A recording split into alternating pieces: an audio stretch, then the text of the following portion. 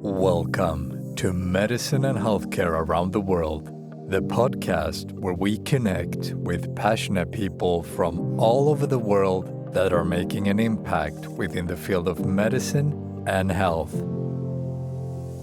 So, if you're tuning in to listen to one of our many great stories from wherever you are and wherever you're headed, please be welcome, friend, as we're about to get on with today's episode. Coming alongside of people in the community and really learning from the community. I kind of always tell my students that the people who live in these communities are the experts. As a biology professor at Wabash College and director of the Wabash Global Health Initiative, Eric Wetzel has crafted a global health program that empowers young students through hands-on experience where they collaborate directly with communities in Peru. I think that it is very powerful because the students discover the reality here in Peru. Not only the bad things, also the good things that we have here, Milagros Ramos Coronado, an environmental engineer from Universidad Científica del Sur, has been a key part of the GHI-Peru team for many years. She's all about finding practical solutions for communities and leads workshops that help people build projects and solve problems together.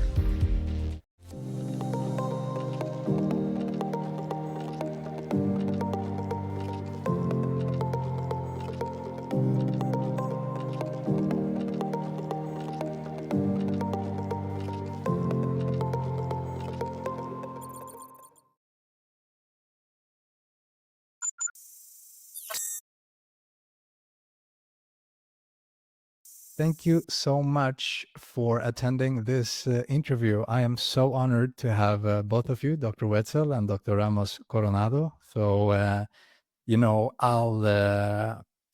we'll talk about the initiative in just a bit, but I'd love to hear more about you guys and your background and the relationship to the Global Health Initiative of the Wabash College. So, whoever wants to start. Yeah, I can start. Thanks again for having us. So I'm Eric Wetzel. I'm a professor of biology at Wabash College, which is a small private liberal arts college in Indiana, in the middle of the United States. And my relationship with it is I teach courses in parasitology, so parasite biology. That's really my background. So my background's really kind of in zoology and kind of non-human kind of parasites. And had been teaching at Wabash for several years and had really kind of because of a couple of things, some personal things and started to have a growing interest in more on people who are excluded and at about the same time, there were a lot of infections that in a group called neglected tropical diseases, mostly wormy kind of infections, helminth infections of poor people. And so those threads kind of came together and became a little less satisfied with telling a lot of my students who want to go to medical school, it's an undergraduate institution, who want to go to med school and, kind of less satisfied of like, oh, go do good things. And here, now, how many people die of malaria and, or infected with Ascaris, big worm, really kind of try to get at some more experiential kind of opportunities for them. So that's really kind of my entree into global health, really. And that's where I imagine that the Wabash Global Health Initiative fits in, because you guys provide, and we'll get into that in just a bit, the kind of clinical or kind of international internship that you can do in Peru. But before that, Dr. Ramos Coronado, how about you? We talked a little bit about your background when we chat before the recording, but please, I'd love to hear that again. Right, thank you. My name is Milagros Ramos Coronado. I'm so happy to stay here with you, with Dr. Wetzel. I think that I have to continue practice my English. Maybe that's You're one of doing the great. Don't problems worry about it. in this conversation. But I'm glad to share this moment with all of you. I was born in Lima, Peru, the capital. I graduated as an engineer and environmental manager a few years ago. And I'm really passionate about community work and health also. I start to cover volunteer service at GHI Association Peru. And after a few years, Dr. Wetzel as director and Carlos del Águila as national coordinator invite me to be part of that team. And sincerely, a wonderful experience since then. And I have already 8 years working for Association GHI-Peru. And really what we have achieved is incredible. We are a small team, but many people have contributed to our growth. And that is the most gratifying. So thank you for this moment. Imagine. No, I love these kind of global health initiatives, and I think you really deserve, from what I've seen and what I've read, to be on the spotlight. And but you guys both come from non kind of global health background, I would say initially. So microbiology, parasitology, engineering, and still you guys chose to work with kind of humanitarian initiatives of global health efforts. And here is what I imagine where the Global Health Initiative comes in. And I just, uh, how did you guys meet? If I may direct the question to you, Dr. Ramos Coronado, I should think this is the first time I'm doing a three-way interview, and I should I'm not really used to who should I ask essentially. But Dr. Ramos Coronado, please, if you don't mind.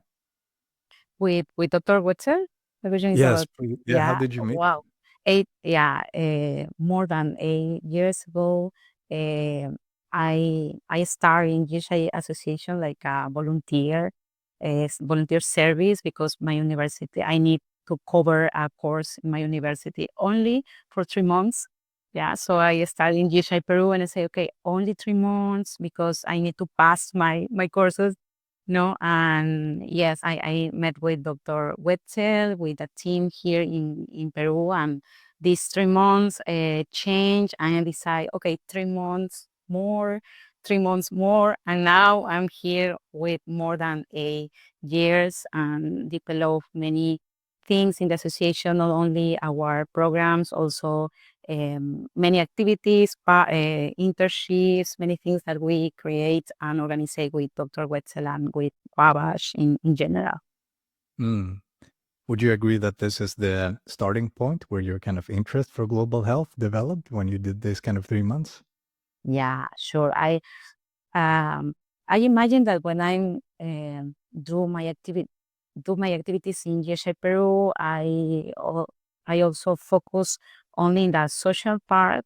But then when I discover the health in general, like not only like a disease, no, in general, like one health, I discovered, for example, that with my career, it's possible to introduce to this big world that is health. Also, for this reason, I have a specialty in health, no, environmental health, no, and it's because GHI Peru. Before that, I don't imagine that my career or my skills, my abilities can help with the health of the community, no. So I'm very passionate for community work and health, and I discovered in GHI Peru these Right, beautiful things. This, yes. right. And was it Dr. Wetzel? Could you see this kind of passion grow from Dr. Ramos Coronada from the first day as she started her 3 months with the GHI Peru? Well, I think she would agree that for sure, all of us, right? It was an evolution, I think. But absolutely, I mean, I think Milagros is, one of her great qualities and abilities is, I think, to kind of see the needs and of the community, but also to see the assets of the community, right? I think a lot of times we can focus too much on kind of the challenges and problems, and here are the really difficult things. And I think Milagros, from early on, from volunteering and being involved in just kind of working alongside people, that I think has really helped us. She and other folks who were volunteers who are also now part of the team, some of them that really kind of the idea of kind of coming alongside of the people in the community, and the idea that it's really kind of a, accompaniment model, really kind of think of Partners in Health and, other big organizations, right? That really kind of coming alongside of people in the community and really learning from the community. I kind of always tell my students that the people who live in these communities are the experts in terms of global health and wrestling with global health, problems, right? Whatever those are, and I think that, telling my students when we travel to Peru or we meet virtually with the team, folks like Milagros, other folks on the team, people who work directly with communities, they're the experts. And we have a lot to learn. And likewise, people in the communities are the ones from whom we need to learn and kind of work alongside of. So absolutely, yeah. I mean, Milagros has worked in basically all aspects of the program. So I imagine, and that she's doing probably a good job being with the company or the organization for he's awesome. for Yeah, 8 years. Yeah. So it's a good sign. No, so just to touch a little bit, if I've done my research correctly, the Wabash College has a kind of global health course. Now you said it's kind of an undergraduate, and for the European listeners, that's the equivalent of a bachelor degree, essentially. And you offer, if I'm not mistaken, maybe there are other courses, but at least what concerns the global health students, let's say, the opportunity to take part of this global health initiative, and you can do kind of local kind of initiatives. There's regional in the US, then I imagine, and then you have this partnership with GHI-Peru. And I just wanted to ask, because I saw on your website that you had like kind of at its core, global health is a liberal arts pursuit.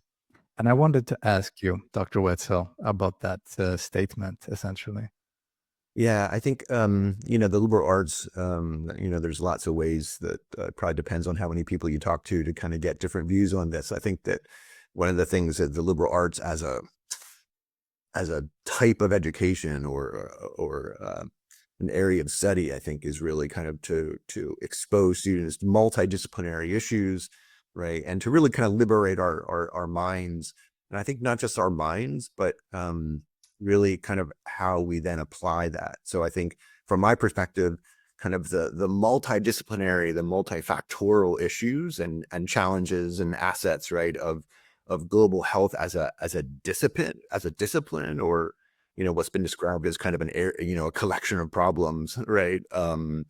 That's kind of an ongoing thing, is like, how would you define global health, right? But I think that early on, when thinking about global health and how it even got started at Wabash College, which was with me and my course, I looked at it and again, kind of came into it through neglected tropical disease and thought, gosh, this is an area of study.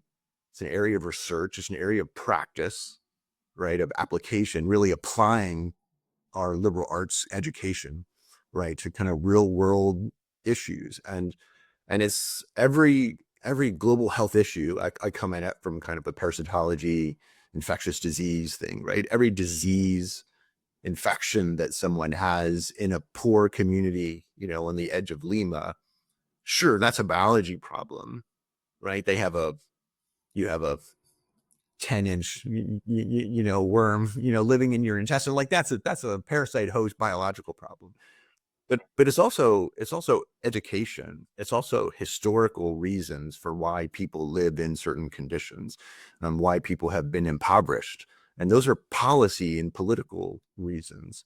And so it's this multidisciplinary endeavor that I think at the time, I just came to think, like, why is not every small liberal arts college and university ought to be doing this, right? So I think the other prong of that, real quickly, is that my institution, Wabash College, is had goals of educating students to think critically and to act responsibly and to lead effectively, but also live humanely. And we, oftentimes institutions of higher education talk a lot about critical thought and maybe leadership development and things. But I think at the time, we're talking less about what does it mean to live humanely. And so from my perspective, again, I think that global health, public health, learning from communities that are not like our own is really at the heart of that. So that was some of the impetus. So. Yeah. And there are absolutely, thank you for that. And there are absolutely benefits, science seems to suggest. And, we have this study. I'm probably wait until I mention it because I want to kind of turn into another direction, which is the Global Health Initiative with Peru. Ask a few questions about that. But just to touch on that a little bit, is that we have science indicating that these kind of medical service missions or medical missions or what we call global health missions that we do could have a positive impact if it takes the needs of the communities that you work in mind too. And we're going to talk about this because I have a whole section about the good intentions versus good outcomes. But before that, I'd love to touch a little bit about GHI-Peru, essentially, and the different programs that you have. And so we have 4 different programs, if I understand, as you told me, Dr. Ramos Coronado. And what are they? And essentially, if students from the Wabash College do this kind of internships over there, what kind of work do they get to do, essentially? Yeah, sure. Well, GHI-Peru Association has several years working directly with the communities in the region of here, Lima, in the capital, and Huánuco mainly. But we have also had an impact in other regions in Peru. And yes, we have 4 active social programs. We work directly with the students. When we receive the students pass for this kind of programs, not in Huánuco, in Lima, in other regions. And the idea is not only like see the programs and the activities that we do here. The idea is to be part of the life of the communities. So we introduce the students to the activities directly with the communities, the day per day, all the activities that the communities or the families need to do for example, have access to the health or have a healthy food, for example, no. And I think that it is very powerful because the students discover the reality here in Peru, not only the bad things, also the good things that we have here. For sure. Mhm. And let me just touch on those programs. Let's hope I did my research. But you have something called, and forgive me, I don't speak Spanish, but it's the Corazones Excepcionales, one of the programs that you have, right? If I'm not mistaken. And so Yeah. let's say I am a student. Actually, you guys have a kind of international student at the Wabash College. We're going to talk a little bit about that at the end, how international students can engage in this. But would you mind talking about specifically this program and say, I got accepted to it and I'm about to go to Peru, Lima this summer? What is it that one could do essentially, or what kind of work is it that you provide your students with? Perfect. That's my favorite part. Oh, that's So great. yeah, yeah. Adding intuition. Uh, okay. Well, we have 4 active social programs, and first, maybe I would like to say that all the people who will listen to me that our work is product of much effort and perseverance, not only of us as a team, we who are here, and my colleagues who are in Peru, but also of our partners, families, no families who have played a key role in many of success that we have achieved. Well, it made me very excited to share each our programs with you. In fact, these programs are worked out and designed to contribute to the health of people. And we work with about 100 of families in vulnerable situation enroll in each of different programs. And obviously, the first and you mentioned exceptional hairs, no, Corazones Excepcionales. In fact, the most recent program that we have, in this program, we work and contribute with education and the health of children with Down syndrome in Huánuco. It's very specialized program, actually led by psychologists, and whose goal is to give visibility to children with Down syndrome, showing their abilities, their skills, through workshops with they, but also with their parents, their families. The program, is amazing and do different activities, and it's obviously a good program because we see every day their progress. The classes, the children have 2 days per week, classes into the university in Huánuco, and we start with 2 children 4 years ago, and now we are 30 children, and it's awesome because yeah, um, the program grow very fast, and we discovered that the children without syndrome need to give visibility, visibility for the society, for even for the families. So it's important for us to showing these their abilities and their skills.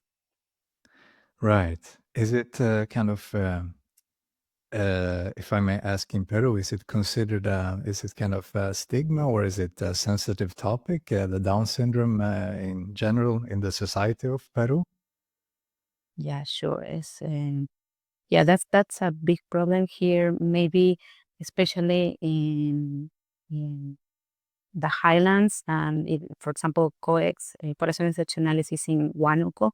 So families think that this kind of children are like no part of the society, so like need to hide, and don't show for the society, for even for their own families, so it's a big problem because, like I say before, when we start, we have only 2 children, and then like the children appear, and obviously they are awesome, and we say, okay, we need to show their skills because there are no difference, there are not special, there are not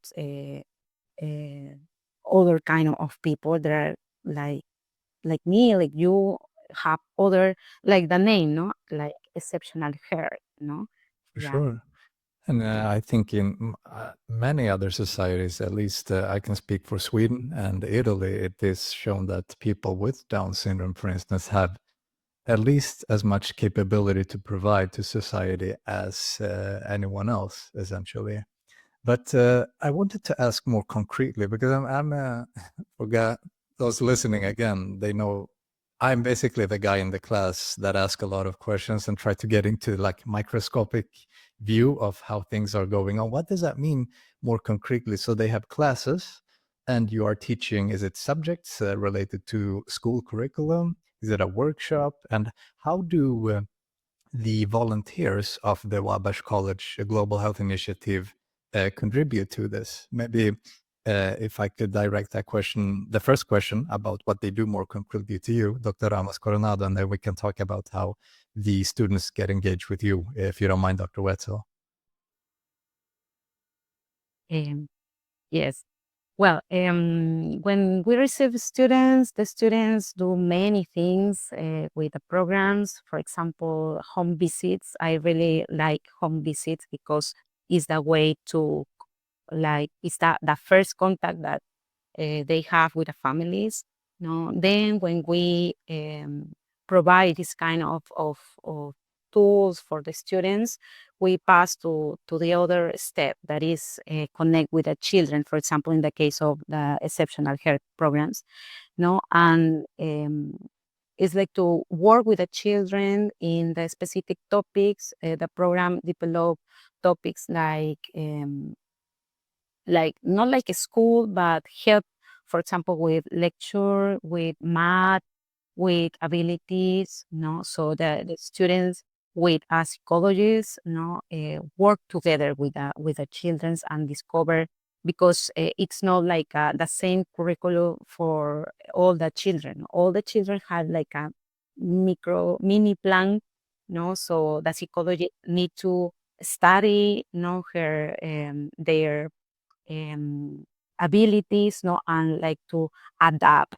a plan, so the students be part of this plan that maybe, well, we invest more than 2 months, but obviously when the students stay here, we put like a summary in 1 week, or maybe 5 days, and we explain like step by step all the plan that the children need, to improve their life, so, and also work with the families, because the children not only receive the workshops, also their families receive too this kind of activities, so connect and have the opportunity to have contact with the family, sorry, and maybe receive more information. Maybe the students have questions like, about what happened here, what is the situation here about the children with Down syndrome and the families.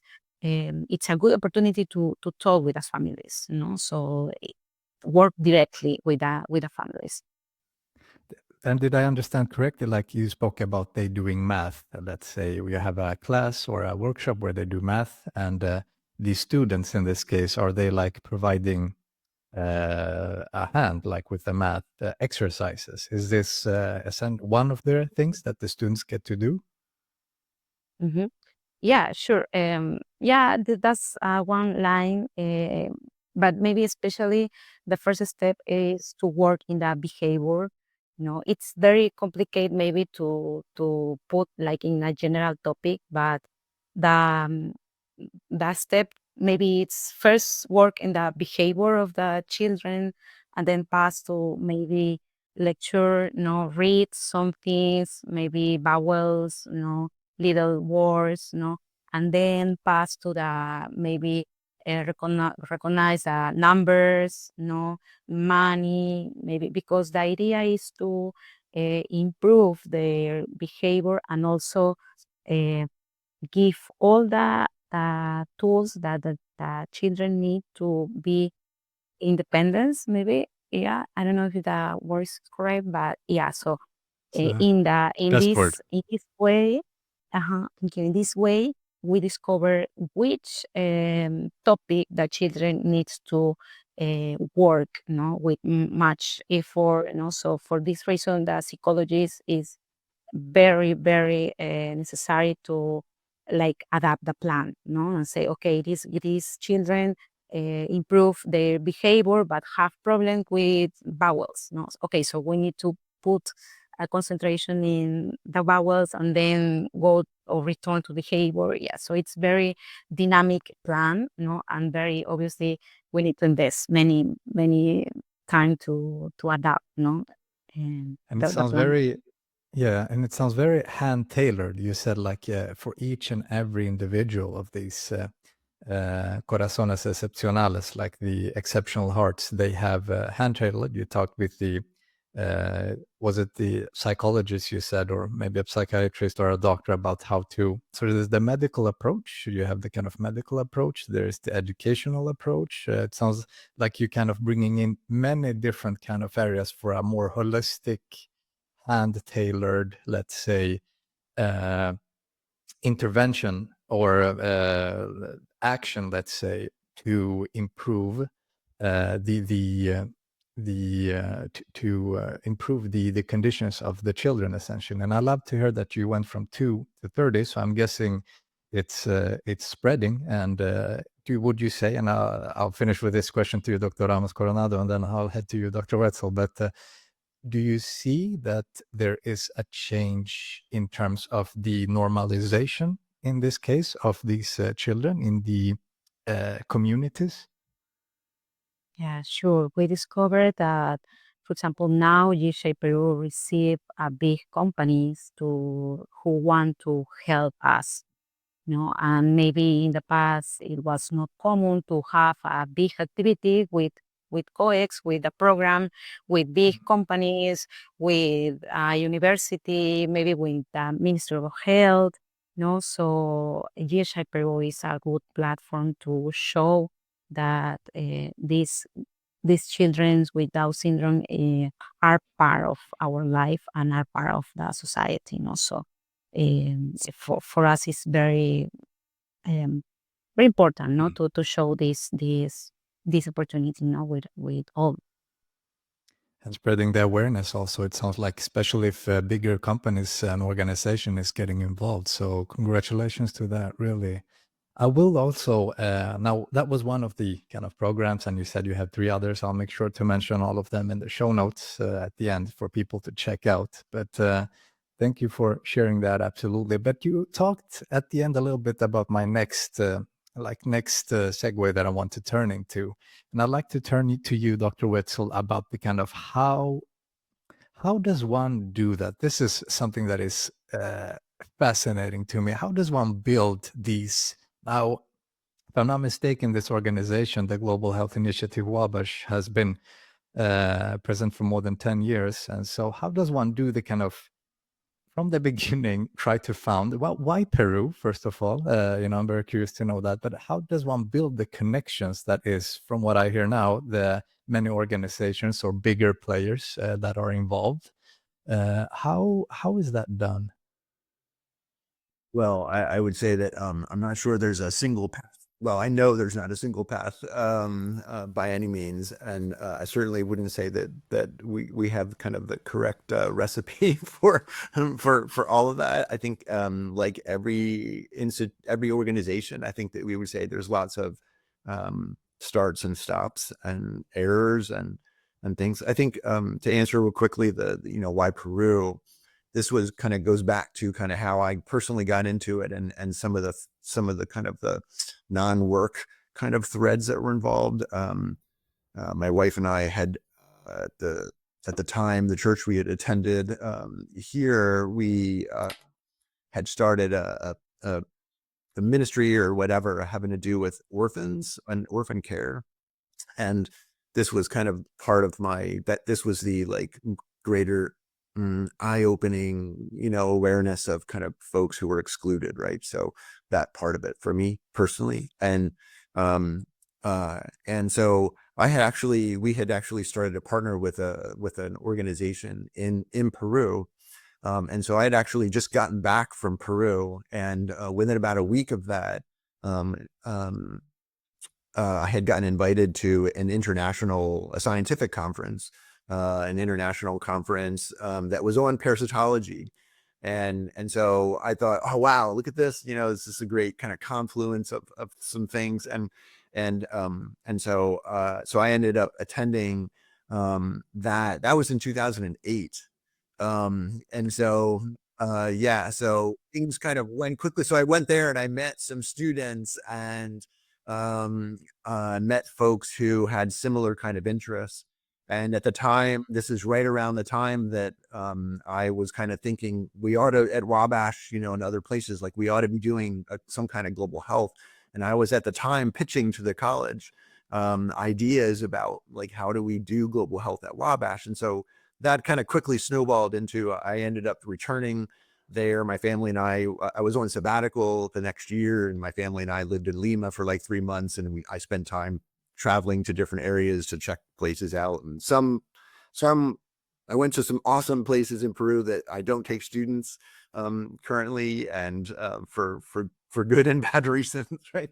But so in any case, I think that so to get at the question of like, how do you build that? I think that's how it gets built. It gets built by connections and relationships. And I mean, this is the common answer to all kind of great kind of endeavors, I think, isn't it? That it's built around, and I think centering it on those relationships and on those communities. And again, what do I know? Like come there. I came there as a visitor, and I still come there as a visitor. Right. Really, Right. right. And so what do I have to do? It's important for me personally. It's important for me professionally, as it revolves around kind of this, what has become this independent entity, GHI-Peru Association, right? That is dependent upon the experts on the ground, and that's Milagros, it's Carlos Alberto del Aguila, Beto, other, our relationships with universities. Milagros spoke with COEX, Milagros spoke about the university connection. We have a formal agreement with the University in Huánuco. I mean, making those connections and growing those and doing what you can to make it a two-way street. I think, of course, there are some problematic areas of that in global health as a larger field, that, maybe we can talk about, so I think that for me, the steps have to do with making connections. And then as it grows and as it expands, because it really expanded very, very quickly, I think it then becomes important as one begins to mature into a better focus. Then it becomes more about, what are you going to say no to? Just a quick break, and we'll head right back into the episode.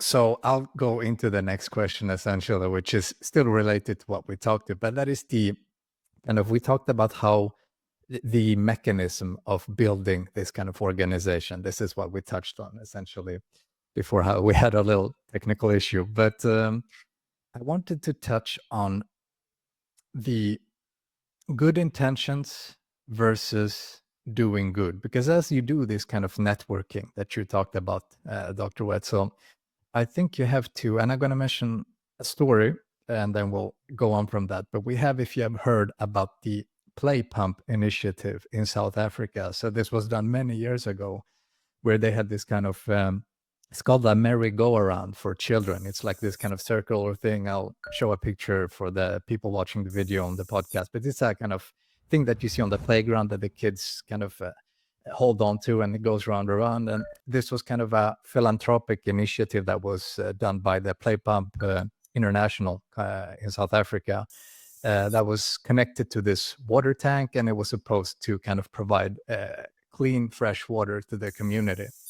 But the problem with this Play Pump was that it was incredibly expensive to build. It required kind of expertise, because like all mechanical things, they break down and you need to repair them. And this was no exception, but no one in the local area of South Africa where these were provided were able to kind of repair it. And it was incredibly ineffective in the sense that it didn't provide the local communities with the necessary water, and also got a lot of critique of child exploitation, because instead of the children playing, they went there to kind of get the water from the pump. But it was excruciating just, turning that playground thing around and around. And so with that story, what am I talking about essentially is that that is a good intention that you have, but not necessarily a good outcome. And I wanted to ask, and one of the things you talked about very beautifully was that you turn to the locals as they are the experts. And if I could start with you, Dr. Wetzel, to talk about how do you make sure, or how has you, or if I could be more concrete, specific, that the Global Health Initiative has been taking these steps to ensure that you also provide good outcomes? Yeah, I think it's it's a great question, and a super important one. And it's a challenge. It's a challenge in ways more than I think it ought to be a challenge. I think, I'm going to go back to, saying what I said before with regards to partnering with and learning from the partners on the ground. I'm not from Peru. If I'm lucky enough to visit a couple of times in a year for short periods of time, that's great. But I'm not there on the day-to-day, on the day-to-day. And so I think, how do we try and avoid that? I think that it's absolutely crucial to turn to the folks who are actually doing the work. And so obviously our entire kind of GHI-Peru Association team is all Peruvians, right? I think then for us to go in, for example, I was there back at in November, and for me now, it's the most important thing that I can do as director of the initiative in general is to go and just listen to people in the community. For me, the number one priority was to go, and I just went to have meetings with the women who are in our program Vida Sana, right? Healthy lifestyles, and for women in Lima. And for me, it's just to listen, because I don't know what the most important problems or challenges are to them in that space and time. They need to say that. So involving them and really having them lead in many ways the conversation, having Milagros lead that with, overseeing our growing together program for kids, Creciendo Juntos, right? To have a meeting and involve the parents of kids who are in our program. And the same with Corazones Excepcionales, with COEX, right? With Exceptional Hearts program, to sit with the parents and not just say, well, here's what we are going to deliver to you, right? But rather, what do you see are the assets? What do you see are the difficulties? It's a bit of a SWOT analysis, right? And what can we do and what can we not do? And for things, there's always like, well, we want, oftentimes it's like, well, we want to do more. This is true anywhere in any kind of program and with any community, of course, right? It's like, well, let's do more and more. And I think to involve them in the conversation of, okay, that's a great idea. How do you plan to be part of funding it, right? Or searching for resources and so forth. So I think that absolutely the community involvement part of it is at all levels, whether it's the parents of kids in a program or the women involved or the families or the university partners. Everyone at some point has to have access to, and whether they have an ongoing seat at the table and part of that conversation, or they are just, we have conversations with them regularly. To me, that's just at the heart of what we have to do. And it touches on the kind of now, I think there are a few studies on how to kind of do this best, but I think I'd like to kind of turn the attention to, I think it was Jennifer Jacobs and her colleagues at let me just see which university, I'm just going to cheat here a little bit, but it was the Penn State Hershey Medical Center in Pennsylvania, where they did a study, and it got recognition in the AMA, the American Medical Association, in their Journal of Ethics. They did a case study that essentially spoke about, and I'll share it in the show notes, and a few other studies indicating on like how to perform medical missions or humanitarian efforts, global health efforts.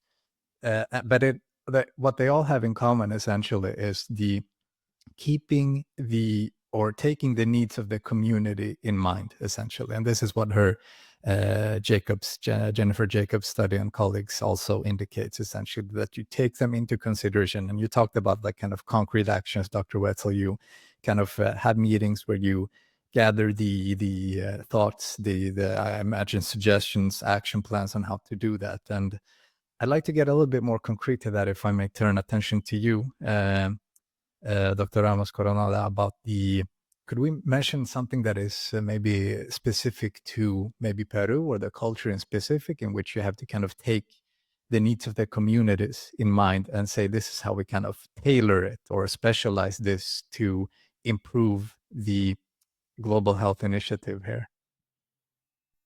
Mhm. Sure. Well, I am agree with Dr. Wetzel about the committees, the expert on our association.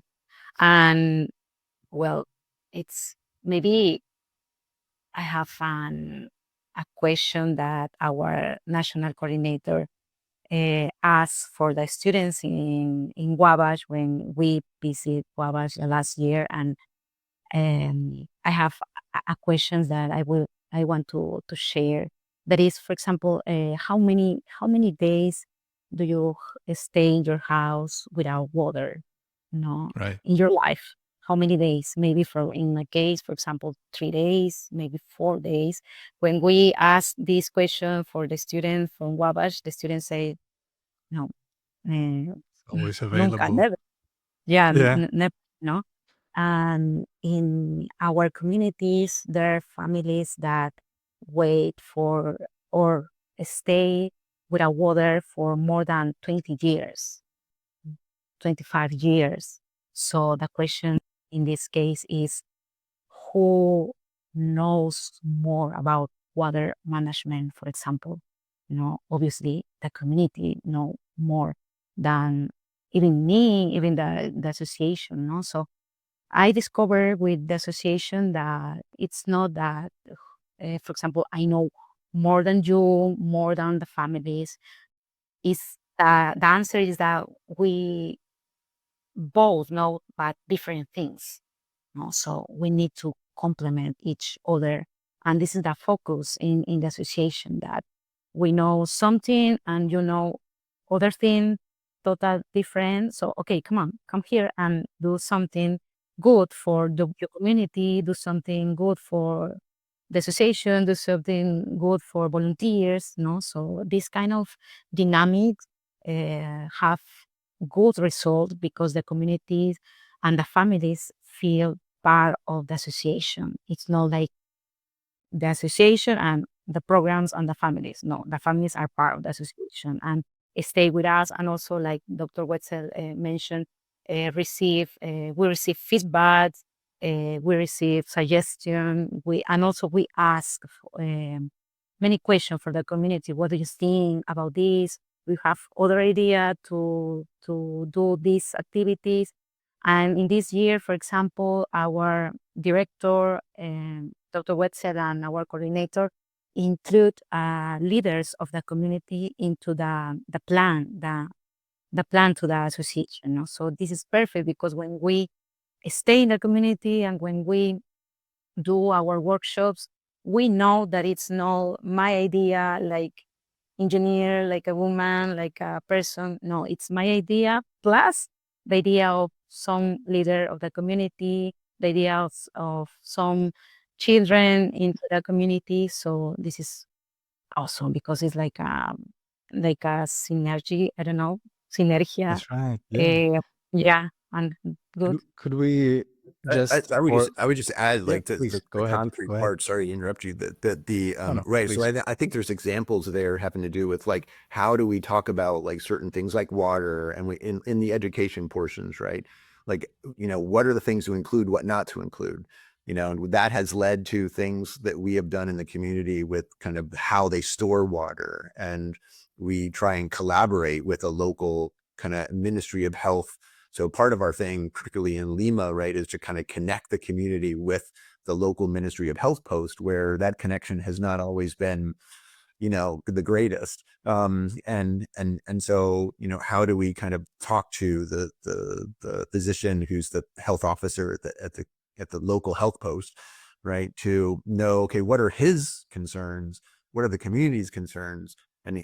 And package that together so that we can kind of create educational materials or whatever. And even on the level of things like fundraising at the local level, we talk to the women and their families, and there's a apoyada and right, like the Please, what a, is a, that? it, it's like a just like basically like a big kind of chicken cookout, like Oh right, wow. and very kind of typical, like classic kind of thing to do in the community, to like if somebody needs help, right? They'll sometimes like have this big party, and it's just a way to kind of gather resources, right? And to kind of pool resources. And so, Yeah. um, I'm just so gonna, sorry for yeah, interrupting, just double check with the expert, since we spoke about the local expert. Is this an accurate description of what this is, Dr. Ramos Coronada, Mhm. the cookout So, that Dr. Wetzel? sorry, I can No, hear you, sorry but for that. Let me repeat that. So the description he made about this gathering together for the cookout, was it called the poñata? Did you say poñata? it's a pollada, yeah. The Pollata. the Is it, okay. was name. it accurate? Yeah, Was it accurately described by Dr. Wetzel? yeah. The name is Pollada. Yeah, it's a party here when people have some needs, special about health. All the community, all the families, like maybe buy a ticket, for the chicken, pollada. No, and the most important here, and the students pass for this party too, is that it's a bad moment, but it's a good opportunity to stay with others and say, okay, come on, I'm here with you.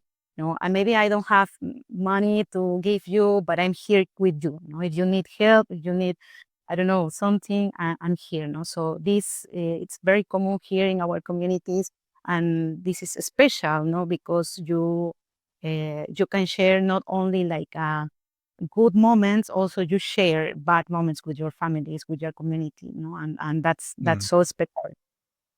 I love that. And especially also, I'd like to add the water availability program, or the initiative that you were like. Thank you for that very concrete explanation. I really love that. I'd like to finish with one final question for you, Dr. Wetzel, if you don't mind, about. So I'm just going to mention that you guys have, of course, for the global health students, this opportunity to go to Peru and do this kind of internship or medical initiative, a global health initiative, but it is also available to uh, international students, if I'm not mistaken.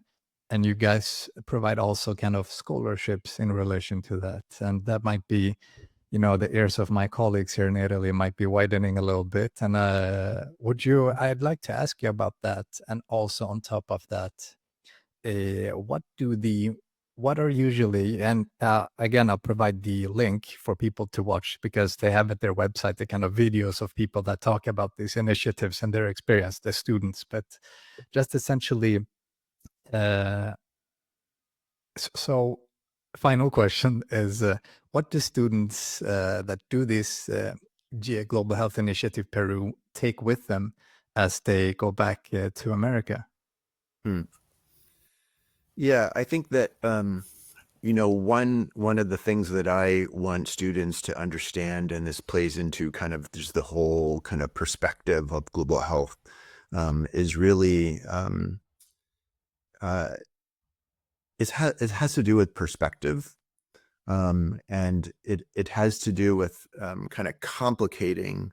I used to say that one of my goals was to disturb them for the rest of their lives, and I meant that in the sense of I had heard one time a really good kind of description, I think, of knocking them off of the rails of their life, right? So by that, it means like they may be seeing kind of an issue, a challenge, a problem in the global health sphere from a certain perspective. But I think one of the things that kind of experiential education in general, right, and kind of at least to the extent that we can immerse ourselves in our immersion courses, right, like my global health class, for example, that immerse them in that context and put them in learning from, as we talked about, alongside people in the community and the team who's in the community, um, that they begin that process of seeing,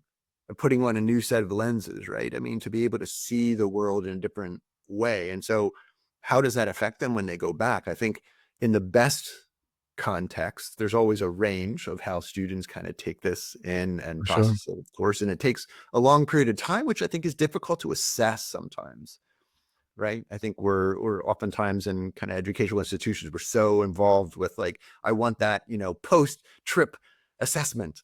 And as if the thing that I want to impact their perspective for the next 20 years is going to show up on a questionnaire, 2 weeks after the trip. But, right. But I mean, I think that in the best sense, they come back and they see and better understand, number one, the commonalities. They can come back and say, I can look in my own community and see where there are inequities in terms of healthcare access, and where there are inequities in how we deal with global health problems here in the United States. And we have plenty of those. And we're in a period where that's very much up in the air, right? And so how do they take that experience and see commonalities? And so then there's solidarity, right? There is. But also then it provides them some, I can see some differences. And maybe they can say like, gosh, especially in the United States, like I live in the richest country in the world. Like, and there are people in a community on the edge of Lima who are doing this better than we are. So what can we learn? Right. So there are arguably the idea of accompaniment, the idea of kind of community, the thing that are below kind of development of community health workers and so forth. Right. Arguably, we have a lot to learn with that. And so that's really that's one of my goals, my hopes for what students can take away and the perspectives that they can have. And it may be that tools of relationship and community building and communication that are so needed really and everywhere in terms of working in global health.